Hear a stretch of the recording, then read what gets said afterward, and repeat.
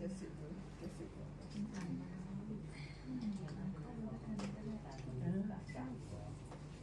ผู้ชายกระดูกหลังเคลื่อนนั่นเนี่ย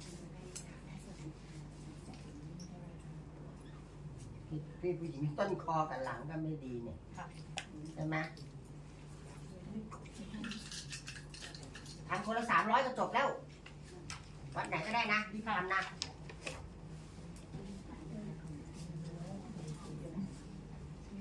พญานาคงูเห่ามดแดงเจ้ากรรมนายเวรทั้งหมดแค่นั้นแหละพี่ผู้หญิงกับพี่ผู้ชายไปอธิษฐานนะทำคนละรวมกัน600นี่ใช่ไหม2 คนคนละ300รวมกัน600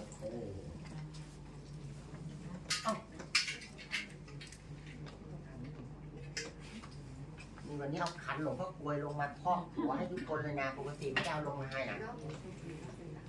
เอาเลยนะพี่นะนี่หมดให้ก่อน